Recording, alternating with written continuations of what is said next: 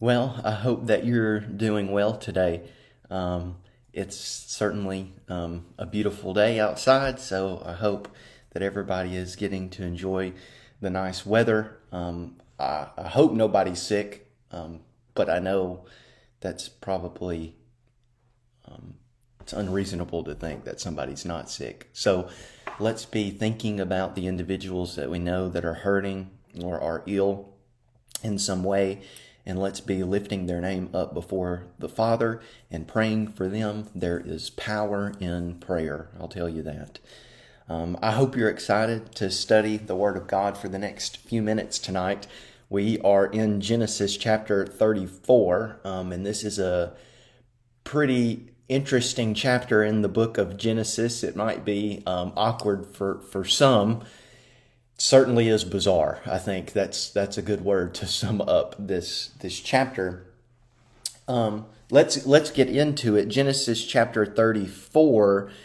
You remember previously we've talked about Jacob re-meeting Esau after he returns from the land of Haran, and he's coming back to the land of Canaan. And that encounter is pretty peaceful. It's pretty encouraging for right now. But then this gets us to Genesis chapter 34, and we read, "Now Dinah, the daughter of Leah, whom she had borne to Jacob, went out to see the women of the land." Now, this is already a big red flag. Okay, the story sets us up to sort of say, hey, something isn't right. This was against custom. If you were a woman, especially a woman that was a part of a small clan of shepherds, you did not walk off by yourself unescorted. Okay, so if we're trying to read the story with fresh eyes, trying to read the story like we've never read it before, this is the point that we ought to say, uh-oh, something horrible is about to happen, something bad. So, no doubt. "And when Shechem, the son of Hamor the Hivite, the prince of the land, saw her, he seized her and lay with her and humiliated her." In other words, we say he raped her, right? So this sort of shows us, I think, the power of lust. Lust can make people do some pretty horrible and horrific things. This is exactly what Shechem did. He saw her. No doubt he thought she was beautiful. And instead of, doing what I would say normal people do and, inquiring about the girl, he thinks, you know what? I'm the man of the land, and since I'm the man of the land, I can do whatever and whatever I want, whenever I want, right? That's a pretty bad attitude to have. So not only does Shechem have a problem with lust, it appears he also has a problem with pride. And pride is going to lead to his downfall, we'll see. So, and his soul, notice, was drawn to Dinah, the daughter of Jacob.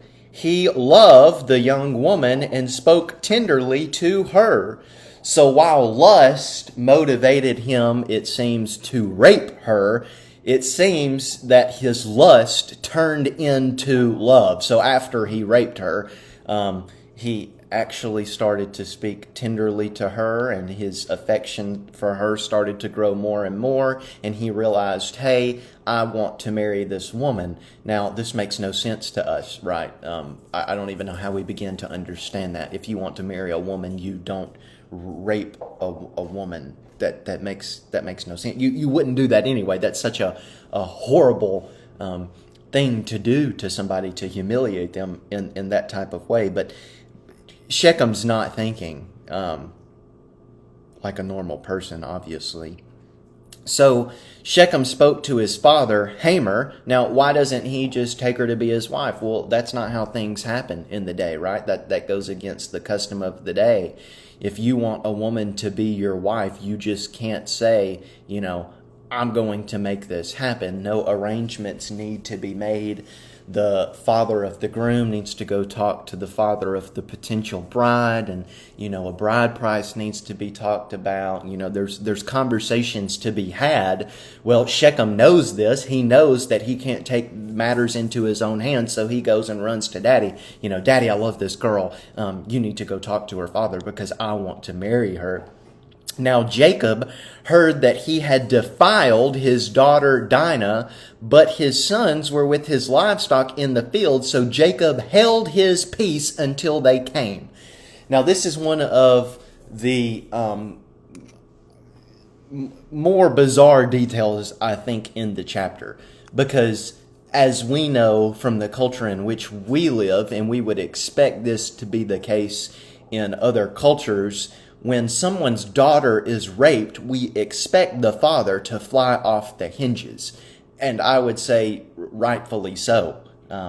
He is the protector of the daughter, right? But notice he doesn't seem to get all that upset. So, maybe we fault him for that. But, he's had this encounter with this man that he wrestled with, and this man changed his name. And we learn from that story that Jacob's going to do things differently. He's not going to take matters into his own hands anymore. He's going to let God drive. He's going to let God drive the situation. He's going to let God have the control. So we still expect him, though, even knowing that, not to be as passive as he seems to be. This is going to come back to bite him. And Hamor, the father of Shechem, went out to Jacob to speak with him. The sons of Jacob had come in from the field as soon as they heard of it, and the men were indignant and very angry because he had done an outrageous thing in Israel by lying with Jacob's daughter, for such a thing must not be done.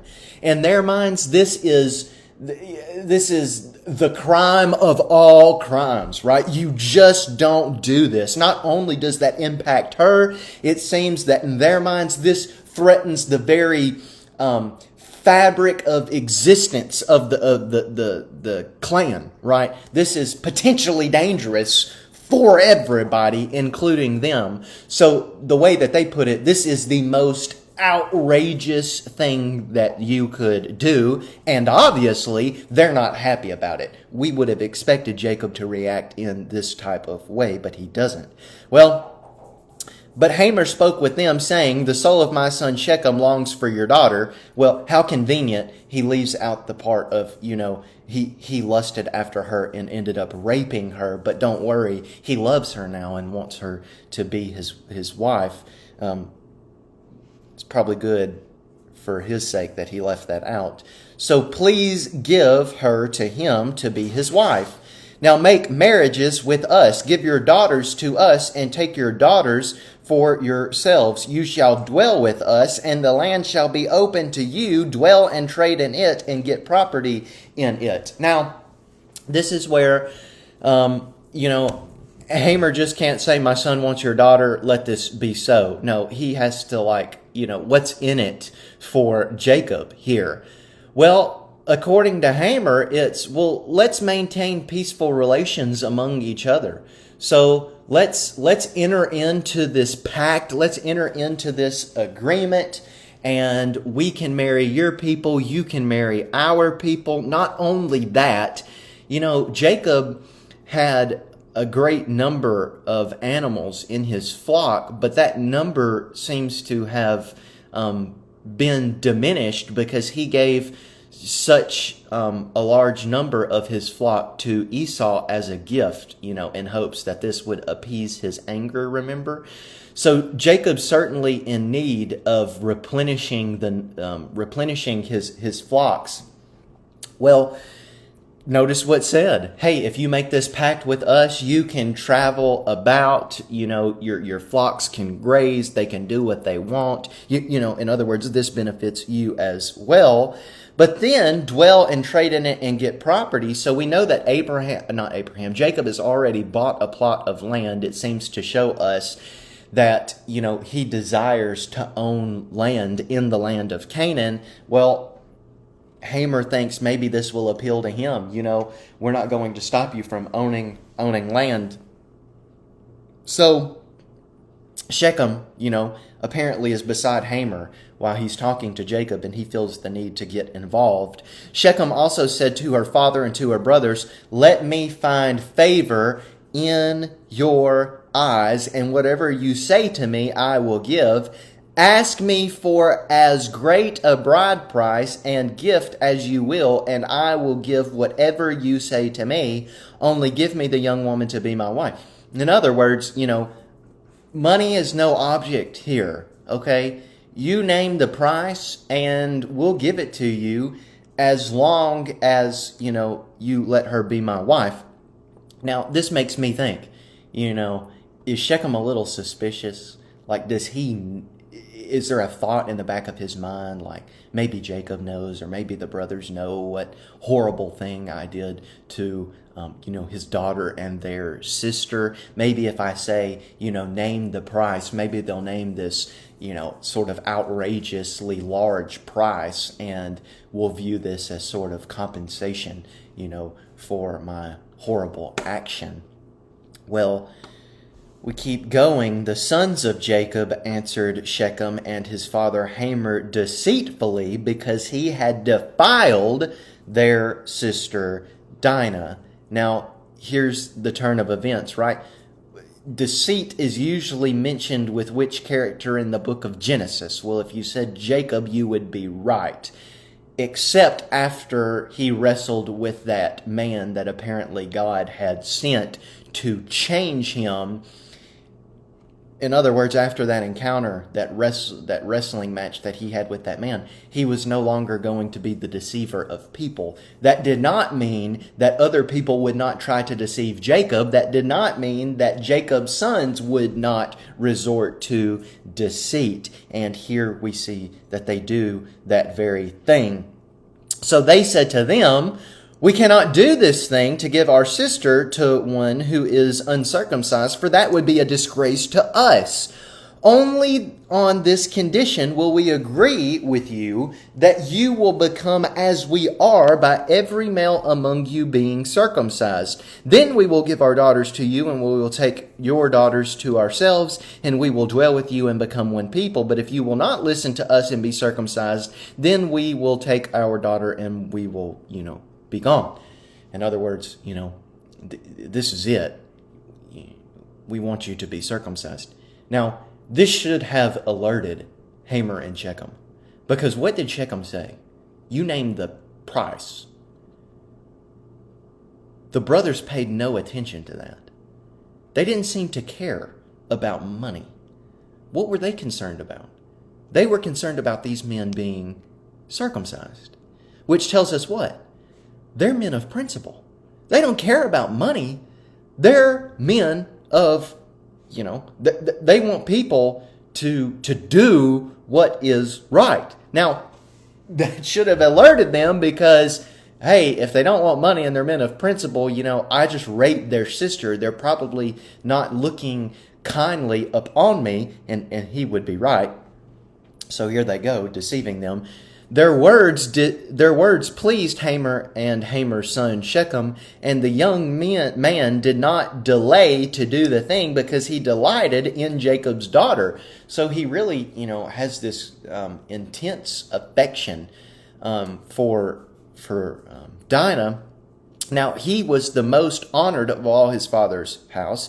So Hamor and his son Shechem came to the gate of their city and spoke to the men of their city, saying, now, it's one thing to convince Hamor and Shechem to become circumcised so that, Shechem can marry Dinah. It's another thing to convince a city full of men that they need to be circumcised for this as well. Obviously, that's a very painful operation. So let's see, how is Hamor going to convince them of this? So they go to the gate. These men are at peace with us. Well, that's good. People would have probably been wondering, this would have been my question, well, how are these people? How do these people think? Do they view us as friends? Do they view us as enemies? Well, they reassure them, hey, these people are peaceful. They're friendly. So that's pretty good. But then, if I was a citizen here, I would have some more questions, and they do too. Hold on, I lost my place. Let them dwell in the land and trade in it, for behold, the land is large enough for them. Let us take their daughters as wives, and let us give them our daughters. Only on this condition will the men agree to dwell with us to become one people, when every male among us is circumcised as they are circumcised. Will not their livestock, their property, and all their beast be ours? Only let us agree with them, and they will dwell with us. Now, if I'm a man and you assure me that these guys are friendly, well, that's fine, I guess. But you're going to need to do a bit more to convince me to have this painful operation, right? There's no anesthetic, there's no medication to numb the pain. This is going to be just horrible. I mean, this isn't going to be good for the men. Well, notice what they say. Hey, if you have any reservations about this, just think about what this alliance could do for us economically, right? We would have access to everything else that they have access to as well. That our flocks, the number of our flocks would increase, the number of our people would increase. Hamer says, this would be very good for us. So, and all who went out of the gate of the city listened to Hamer and his son Shechem, and every male was circumcised, all who went out of the gate of his city. On the third day, when they were sore, two of the sons of Jacob, Simeon and Levi, Dinah's brothers, took their swords and came against the city while it felt secure and killed all the males. So here they are taking advantage of the men like Shechem took advantage of their sister. Except they just choose to take advantage of the men when they're down and can't defend themselves in any way. Well, they killed Hamor and his son Shechem with the sword and took Dinah out of Shechem's house and went away. Well, meanwhile, the sons of Jacob came upon the slain and plundered the city because they had defiled their sister. They took their flocks and their herds, their donkeys, and whatever was in the city and in the field. So apparently they viewed this as compensation for the humiliation of their sister. And all their wealth, all their little ones, and all their wives, all that was in the houses they captured and plundered. Then Jacob said to Simeon and Levi, you have brought trouble on me by making me stink to the inhabitants of the land, the Canaanites and the Perizzites. We're going to stop here because I have more to say about this, these last two verses than I can say in the next 30 seconds. So we'll stop right there, see what Jacob has to say next week. I hope you have a great rest of the week. God bless.